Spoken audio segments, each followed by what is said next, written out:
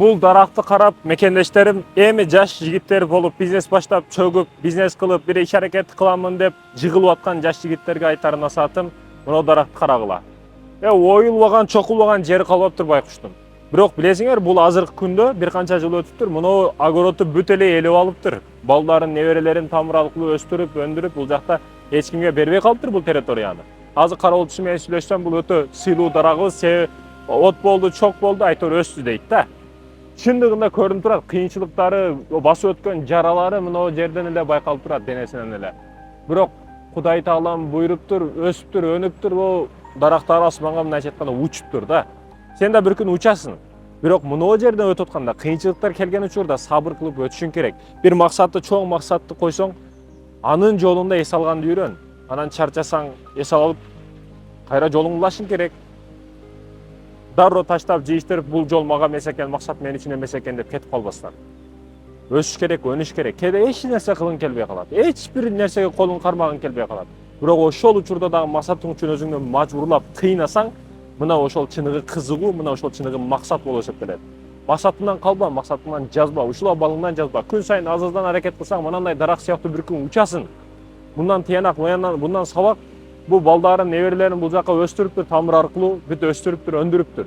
Сен дагы өзүң бүгүн комфорт жашоодо, жакшы жашоодо жашабай калсаң дагы сенин балдарың, кыздарың бүт бардыгы жашашат. Бир аксакалдан падыша келип азыр менен сурап калыптыр, падыша жаңгак эгип атса, жаңгак эми билесиздер 20-30 жылда мөмө берет да. Падыша келип, сиз аксакал не эгип атасыз десе, жаңгак эгип атам, жаңгак эгип атамын дейт экен. Бул мөмө бергиче сиз өлүп кетесиз го, эмнеге эгип атасыз десе, биз чоңдор эгип койду, аксакалдар эгип койду, эккендерди жеп койдук, эми биз дагы эгели, бизден кийингилер жесин дейт экен. Туура сөз болду. Вазирим алтындан бер дейт экен, алтындан берет экен. Алтынды алат экен.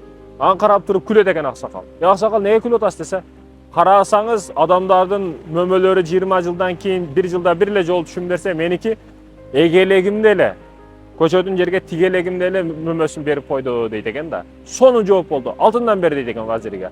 Вазир анан алтын берет экен дагы. Анан кайра күлөт экен. Аксакал неге күлүп атасың эми десе, карасаңыз падышам 20 жылдан кийин, эккенден кийин 1 жылда бир эле түшүм берсе, элдердин жаңгактары, меники эгелегимде жылына бир жолу, бир күндө 1-2 жолу эле түшүмдү берип койду дейт экен. Анан вазири карап туруп, падышам тезирээк кетип калайлы, бул аксакал азыр экөөбүз банкрот кылат дейт экен да. Ошентип кетип калышат экен. Айтайын дегеним, урматтуу жаш жигит, урматтуу мусулман бир тууганым, бүгүн аракеттесиң, эч бир ишиң окшобой жатат, үмүтсүздүккө түшпө.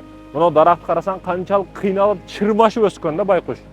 Мен бул аз даракка өтө көп жылдар болуптур, бирок өтө көп кыйынчылык көргөндүгү мына көрүнүп эле турат да.